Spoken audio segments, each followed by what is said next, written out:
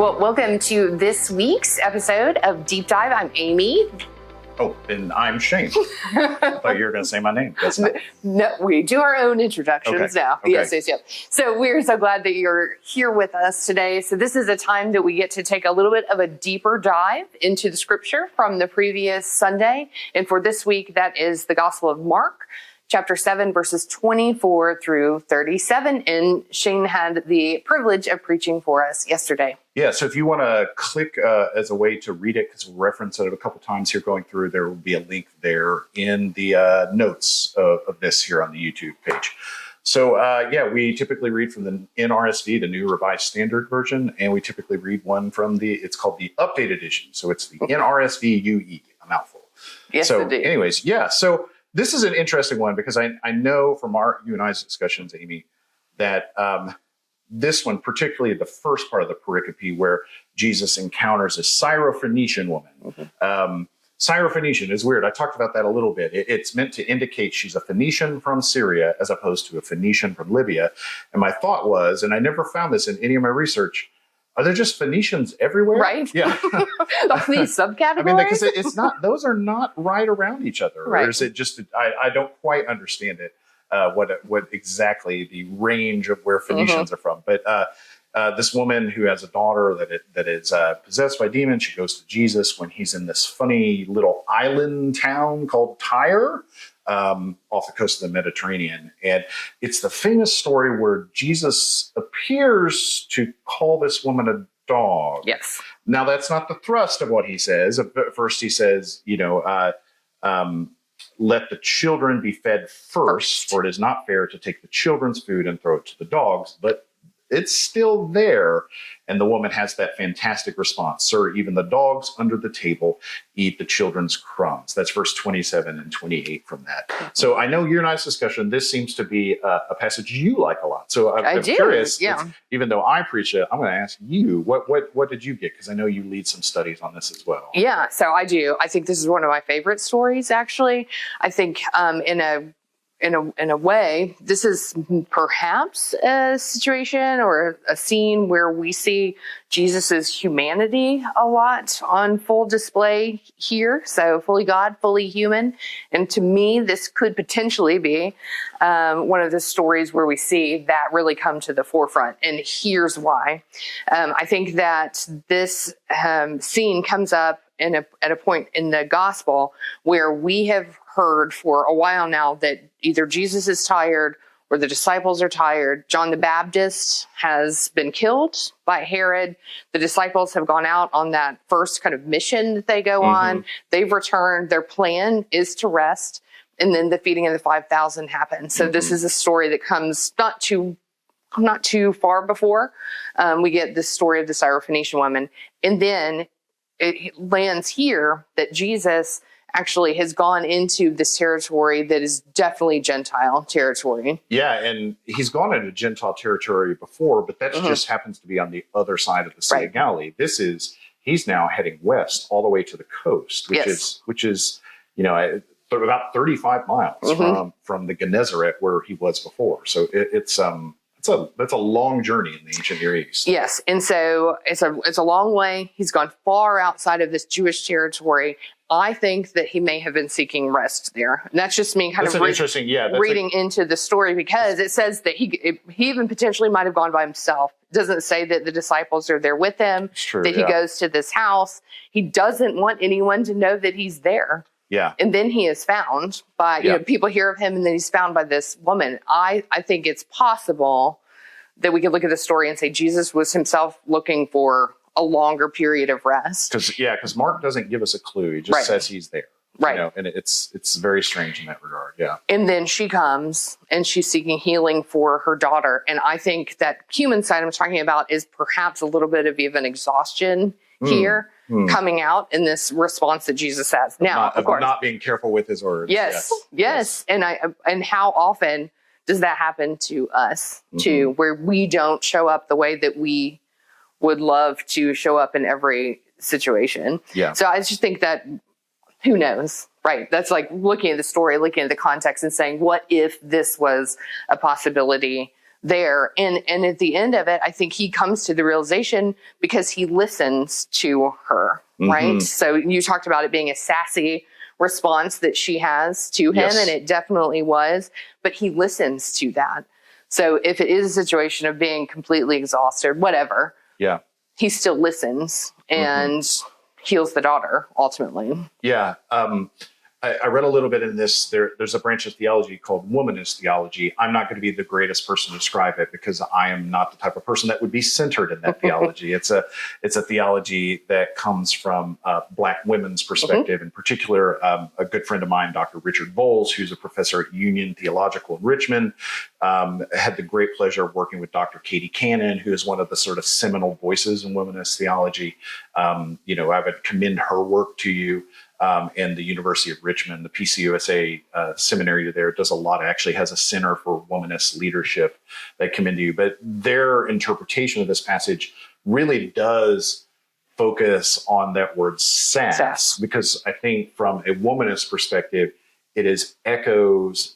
They see elements of an enslaved person's ability to resist oppression in that language. Now, Jesus isn't necessarily an oppressor here, but within a religious context and within his power as a healer, there is some of that dynamic there.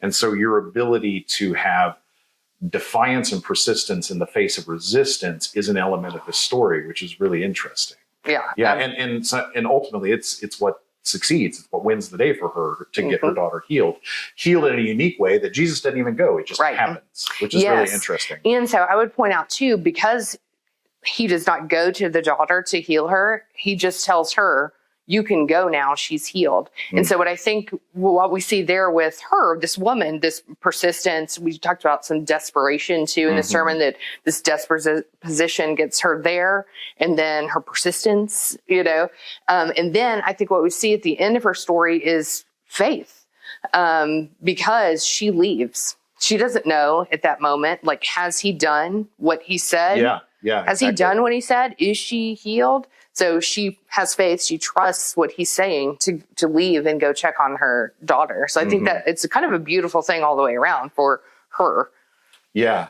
There's Mark is somebody who's just layered story on story. So it's hard, when you read this, there's elements of this story that are going to harken right back to the hemorrhaging woman, because it's a woman who has persistence and desperation and healing.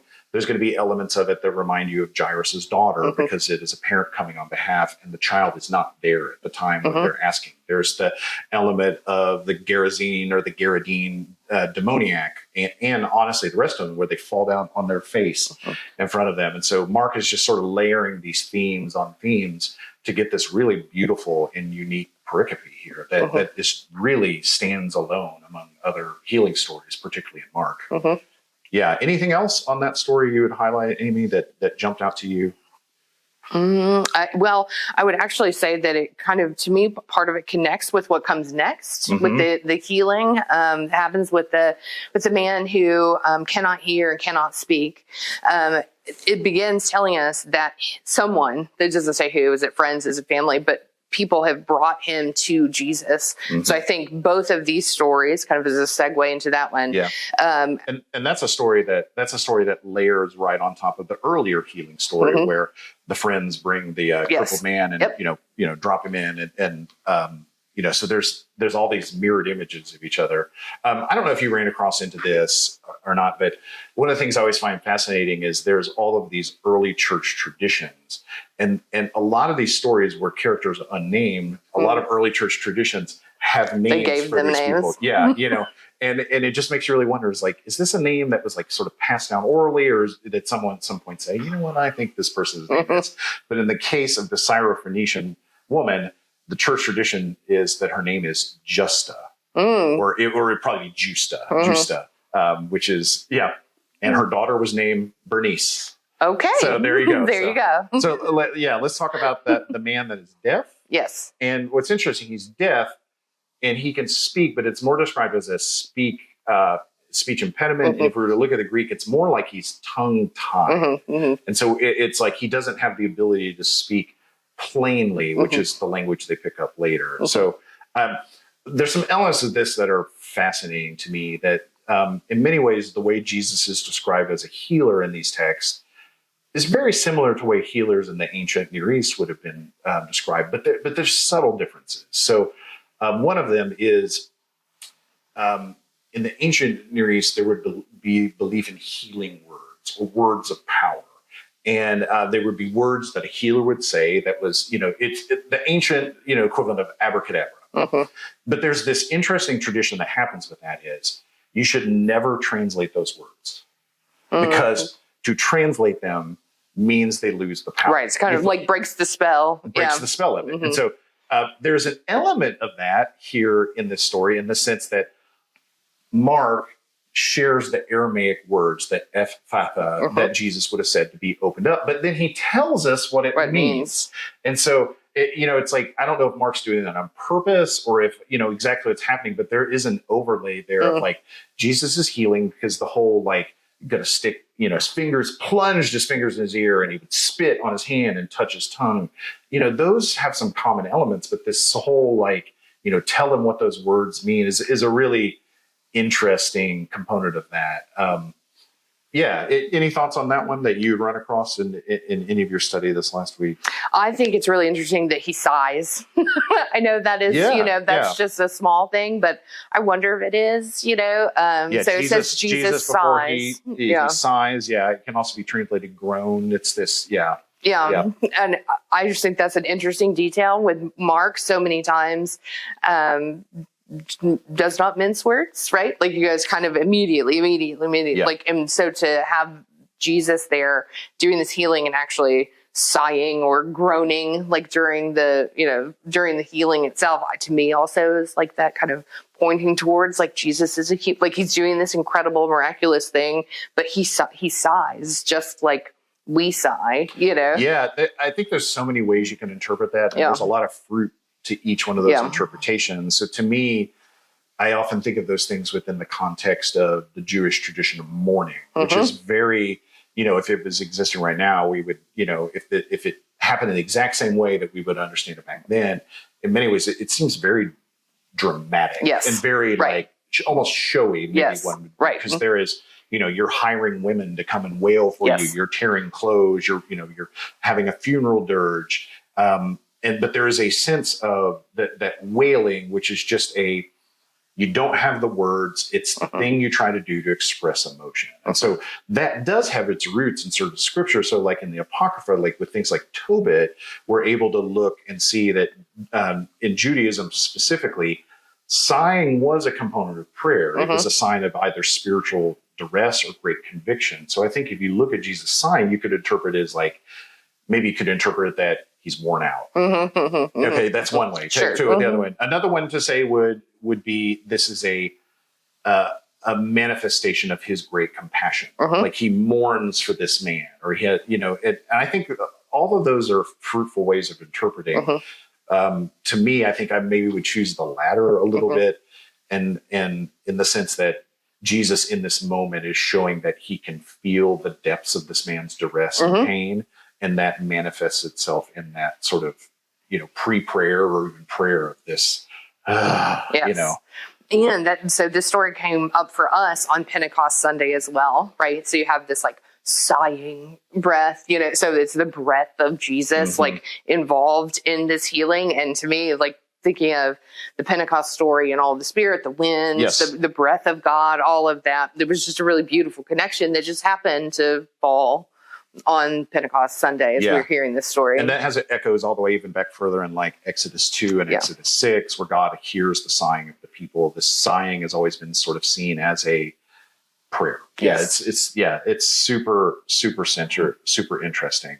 So another thing I wanted to talk about specifically in that last healing story is in the very last line, it says, in verse 37, the last time he was in this region, he cast out the demons of this, they called themselves Legion. There were 2,000 demons casted out of this man in the sort of Garadine area, although Mark says it's Gerasene. Anyways, Jesus did this and they're like telling him to get out, but now they're back. Jesus is back. And the reaction to Jesus healing now is one of astounded beyond measures. The word NRSV uses there. And they say this phrase, they say, He has done everything well. He makes the deaf to hear and the mute to speak. Now, I talked in the sermon on Sunday that deaf to hear, the mute to speak, is echoes of Isaiah.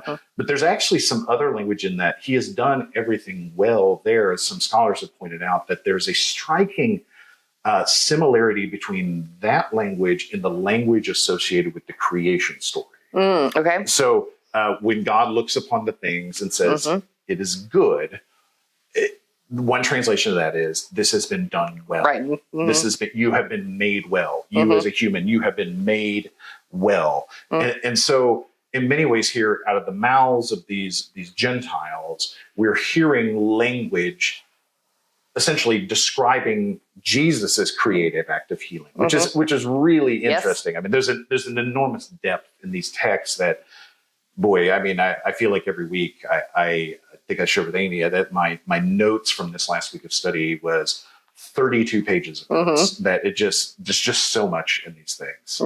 Any other thoughts on that?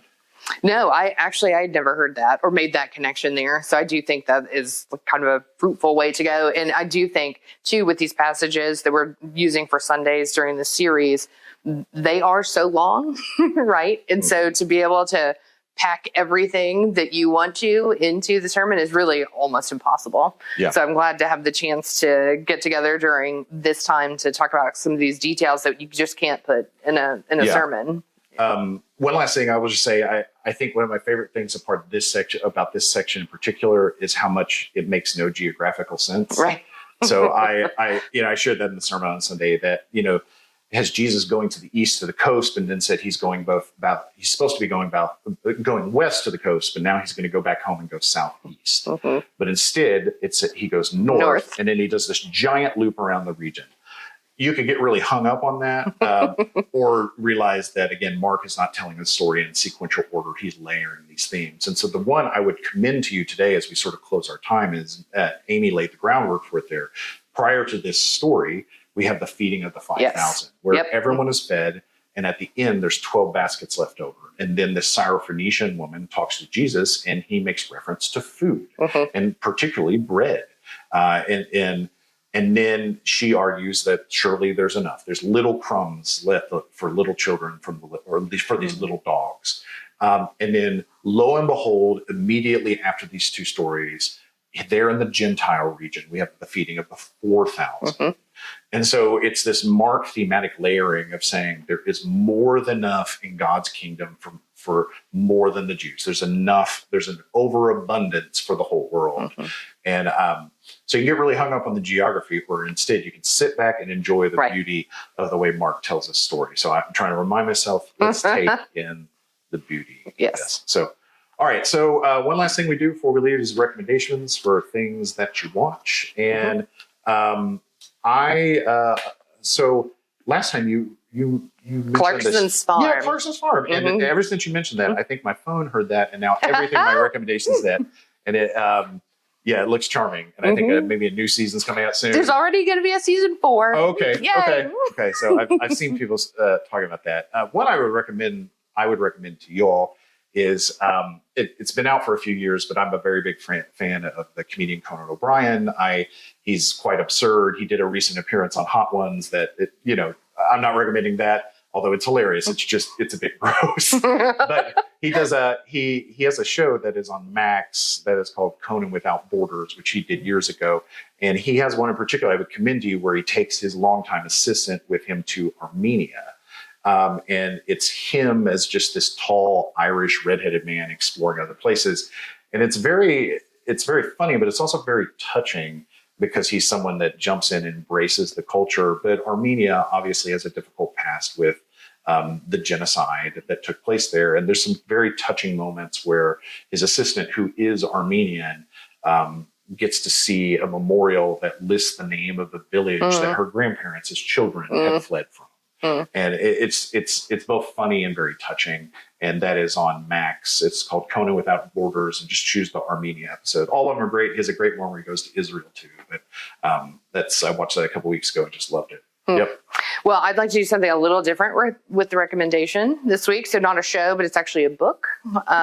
So here at Hillsborough, we have a day school called Creative Care Center, and they had their graduation. Congrats to them on Friday. And so one of the traditions that we have is always giving the kids a Bible as they graduate. And I know they're not the only ones in this graduation season. There are others graduating from other preschools and kindergartens. And I think that we have found the book that would be perfect as a gift. So N.T. Wright has a brand new storybook Bible out, and it is beautiful. I was so excited to find this, to be able to get it for the kids. And I know they're going to love it. It's a perfect kind of nighttime, like bedtime routine Bible, I think, for kids. So if you have children yourself, have grandkids, have just friends who have children that you would love to get a Bible for, I would definitely recommend N.T. Wright's new storybook Bible. And I know you had a chance to look at that as well. Yeah, I really appreciate it. I've always appreciated him as a writer, and I appreciate the part in the introduction where he said, the reason he even wanted to do this was because he's grandchildren now. Yes. And so he wanted to, do something for them. It's beautiful. Yeah, and on Amazon, it's available on Amazon. There's actually a video of him talking about kind of the making of the storybook Bible. So it's a great thing to check out. Yeah. All right. Thanks for joining us. We'll see you again next week. Thanks. Take care. Bye. Bye.